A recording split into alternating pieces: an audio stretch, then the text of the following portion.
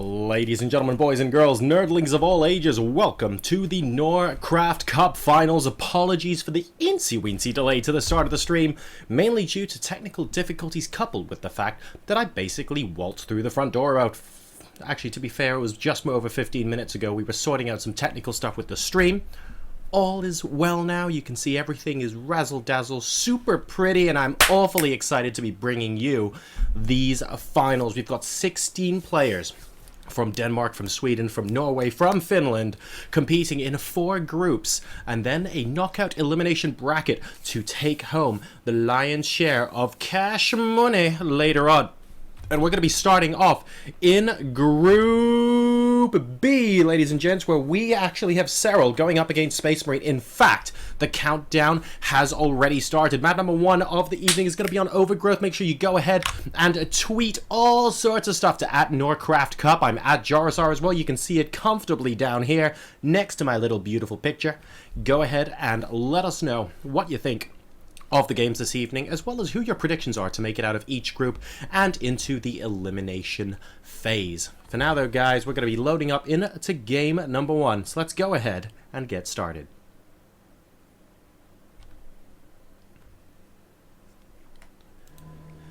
Ladies and gentlemen, this is the first game of the evening. This is the finals group stage, and we have 16 incredibly talented players from the Nordics being represented here in the NorCraft Cup, spawning in the bottom left-hand position. As the blue Protoss player, representing Team Redbloods, we have SpaceMarine. And if DreamHack Stockholm is anything to go by, I believe that is Team Room Booking, #Kappa. His opponent spawning in the top right, representing Team miNkie, an incredibly talented player. But what a stacked tournament this is. This is almost the most stacked a Nordic tournament could get. I would say it's not quite, but it's pretty darn close. Can he make a massively deep run? First stop is to get out of the group. It's Serral, ladies and gentlemen. So you have a PVZ on Overgrowth. Now, of course, this map pool isn't Dream Pool. I was looking forward to seeing some Metalopolis games, guys. I'm afraid that's not going to happen now. My dream of going Marine Tank every game on Zelnaga Caverns totally crushed. But that's okay, because we're going to see some pretty awesome StarCraft. A pool first coming out from Serral in response to seeing this probe sort of hovering about for SpaceMarine, trying to disrupt mining as much as possible. I love that Serral has 3 drones on these 2 mineral patches, guys, and as a probe, was mining minerals off of one, immediately rerouting the drone to the other to absolutely waste as little mining time as possible. That was pretty cool.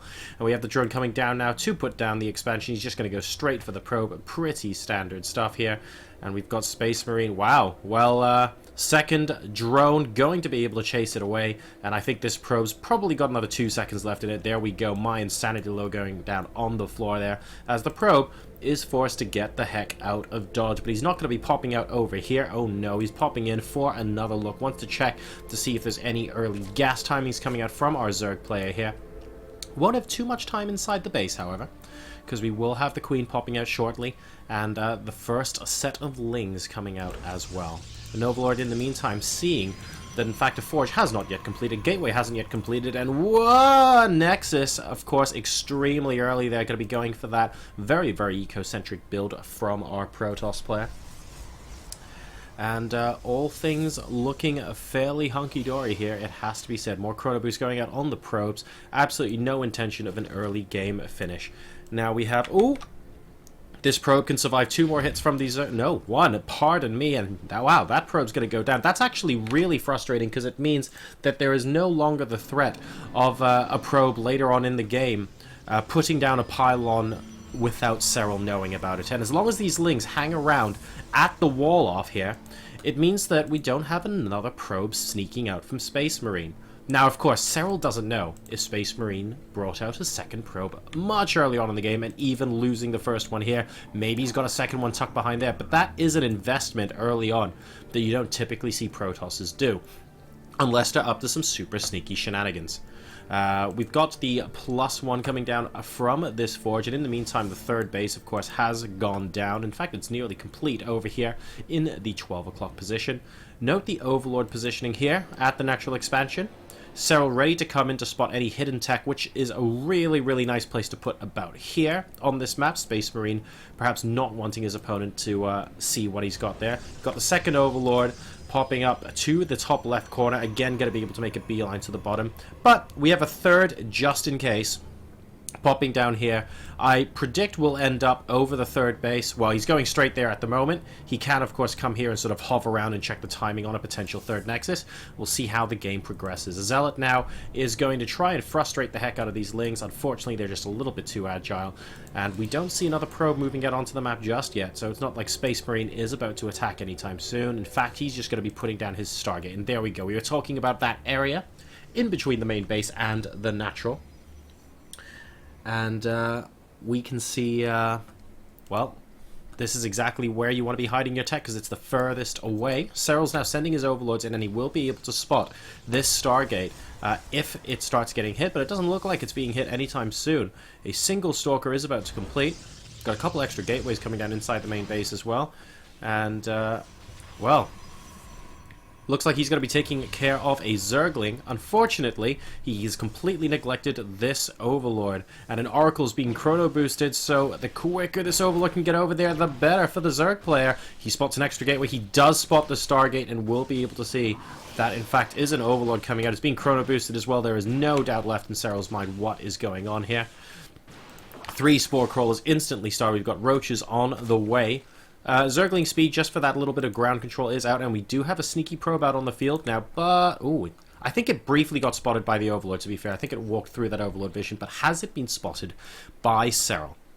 Well, this is the more immediate concern. We've got the Oracle coming in now, and let's see if it's able to kill anything at the natural expansion. The Spore Crawl's already up, of course, and, ooh, walking straight into it and losing all of your shields is not a great way to start this attack.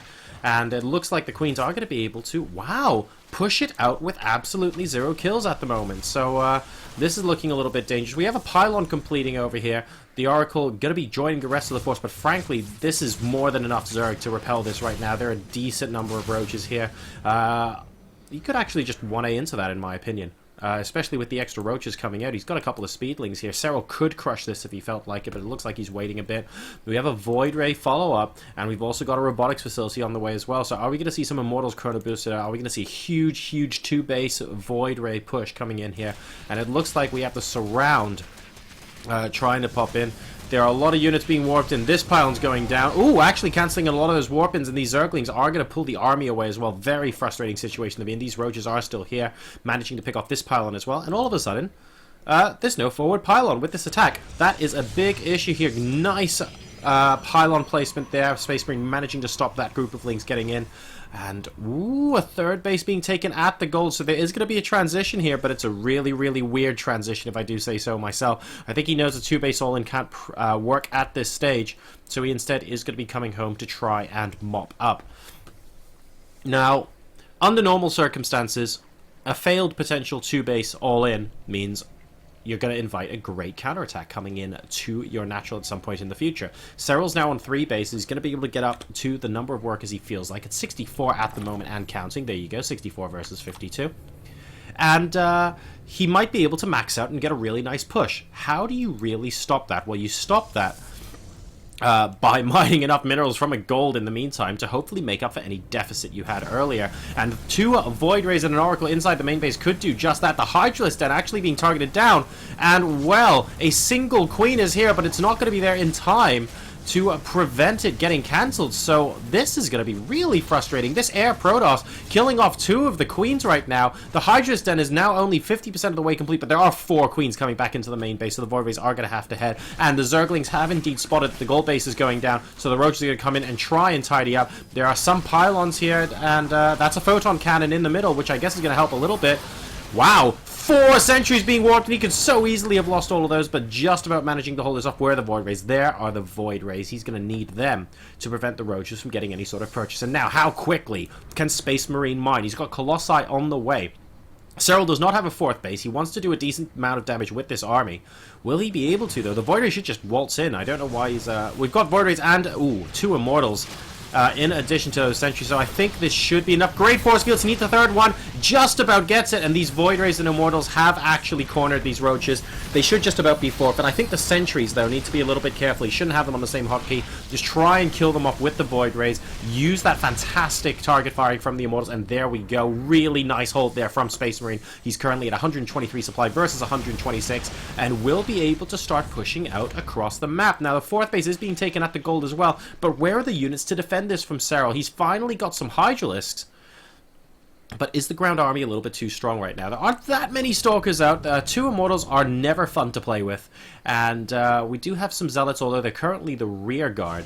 So let's keep a close eye on what happens here. Needs to be so careful. Is he going to split this army? These Hydras are targeting down the air army. And where's... I think the Oracle might be able to do a decent amount of work here. But look at that. The Hydras in the front lines actually getting good damage done. And moving back his SpaceMarine, stopping the flank by engaging half the army at once, but what remains just isn't strong enough on the ground. This is basically a Sentry Immortal army with 1 Void Ray thrown in right now. And against this number of Roaches, it's just not going to be quite enough firepower to make it through. The Sentries are actually getting picked off as well, and SpaceMarine might have just overextended himself a little. But his next attack is going to be with Colossi, and more importantly, is going to be with extended thermal lance as well. So if the 2nd Colossus comes out and gets another couple of Warpins of Gateway units and goes again, we'll see if he's able to try and take that out. This gold base is mining very, very happily right now. A group of Roaches is going to try and disrupt that, and SpaceMarine is now going to move out. It looks like the Void Ray is going to be moving out to this right-hand side to try and stop any harassment damage. We'll successfully do that. The rest of the main army is now moving out across the map. Only the 1st Colossus, the 2nd one, is over here. He needs to group up with those. What kind of units do we have in defense? Well, Roaches and Hydra still. No upgrades complete on them. Colossi could potentially shred through this, but he does need to get good positioning. It's definitely not a given. He needs every gateway unit he can get to buffer for his Colossi right now. And I think that's going to be his goal. Alright, he sees this flanking unit coming in towards the watchtower. He needs some good force fields. Guardian Shield goes up, but the force fields are too late to segment the army in half. The Colossi doing a lot of work. One of them going down, though, and he really wanted both of those in this engagement. That is not an initial fight that SpaceMarine wanted to take. Some earlier force fields might have prevented that one Colossus from going down, and I feel that can end up being very important, because Serral right now, he's got his gold base up and mining, remember? And he's basically buying time to go for Swarm Host. I'm a little bit concerned right now, because if he gets up to a decent number, then I feel like he's just cemented his position on 4 base. He can just comfortably take a 5th. To be honest, I think he can take a 5th here. Now, if he felt like it, he's going to be making more units just to shore himself up. But SpaceMarine is being very nervous at the watchtower right now. He's responding very heavily to this potential harassment. Look at all his warpins. They're actually happening at home right now. He's waiting for Blink to complete. It should be done in about, I'd say 10 oh wait, there it is on the right hand side. It'll be done in 5 seconds. There you go. And he's moving in for a massive push. He needs some great force fields here. He's got opportunities for force fields. Serral's actually not defending the 3rd. And, sorry, the 4th even. Here comes the gold. And, well, no force fields have been put down by the Protoss. There we go. 4 or 5 force fields, only trapping 1 or 2 of the units. It looks like he's just trying to target the hatchery down right now, but transfuses mean that it actually stays alive, and all of a sudden, SpaceMarine is not looking particularly healthy at all. This Colossus is going down, and I think targeting down the hatchery before the army might have been a mistake there, but I'm not even certain he could have won the army versus army fight. He's now forced to take an engagement in the middle of the map. He's down to 150 supply versus 200. Don't forget, though, he is at 2-0 upgrades versus unupgraded Roaches and Hydras. Only +1 attack coming in right now. And wow, well, I guess, you know, extra cannon, extra firepower can't really hurt in the middle of the map here. And a great abduct by the Viper, 2nd abduct by the Viper, and there are now 0 Colossi with this army fighting into a choke point. There are Immortals here for the Protoss player, though, so Serral does have to be a little careful because he's basically got Roaches and Queens. Those armored units go down so quickly to the Immortals, but they're just not able to get the shots they want off. He's now moving in with the rest of his army. Blink Micro coming out from SpaceMarine. He's down to 124 supply versus 192 because Serral is just constantly resupplying right now. The army supply is 99 to 56, and I know we've got better upgrades for the Protoss, but that is a massive numbers advantage. And here come the remaining Roaches from the reinforcements. distance. Because of the upgrades, it's going to be close, but Serral's going to be able to continuously reinforce, and he's still got 2k in the bank. So yes, he's moving back right now, and it looks like SpaceMarine has just won the fight. But guys, don't forget, this was a fight on the edge of creep. No hatcheries have gone down. Serral can constantly reproduce. His army supply is already back up to 107 versus 58, and his +1 is just finished. Was that a cost-efficient trade for SpaceMarine? Probably. But he didn't do any real damage to his opponent's economy there, and I think that might end up being a problem for him.